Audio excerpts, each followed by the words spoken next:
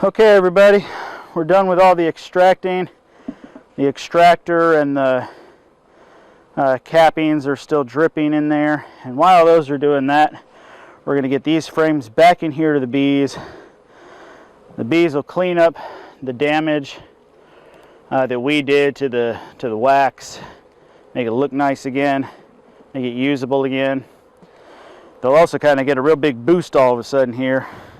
I don't know how to describe that, but I mean, they got to clean up all this honey too, because there's still, you know, the woodenware is kind of coated in it because we didn't let these sit and drip inside the extractor. So Worried about buttoning it up before the rain.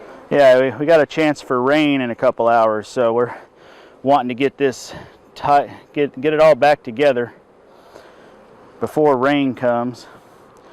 It's probably why it's so active over here too. Probably got most of the bees in the house here, knowing that the pressure's changing in the atmosphere and all that kind of fun stuff. Little bee meteorologist telling them to stay nearby the house.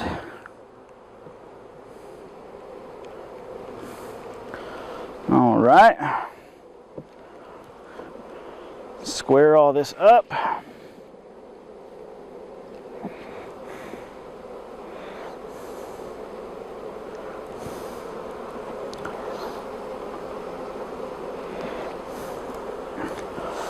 All right.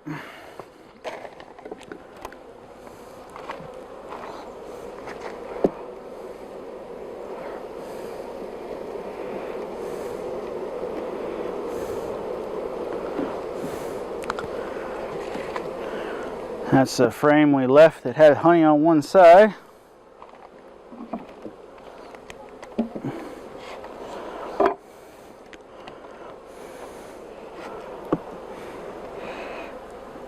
They are already all over these frames.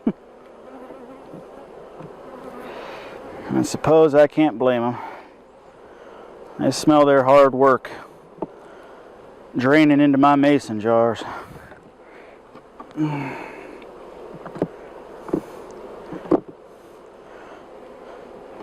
Something we didn't really show you in there is that, you know, not always do the bees grow the comb out far enough for something like a hot knife to really make good use out of getting the rest of it. So we've got one of those little scrapers too, and while I was doing the hot knifing on one side, when I would turn it around, Jennifer would scrape whatever the hot knife couldn't get on the front side, or on the first side, be a better way to say that. So beekeeping can get quite pricey.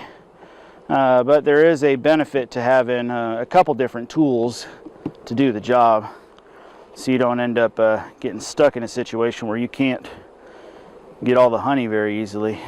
So there's the last frame going back in. Get all these squared back up, and just like I did down below at the very bottom, these bees especially, I've watched them, they're very hygienic. They're trying to chase after the beetles, every one that they see.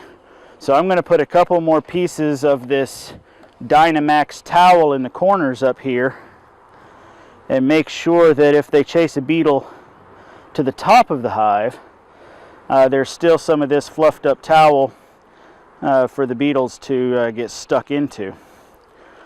So nobody's written any rules on the right amount to do.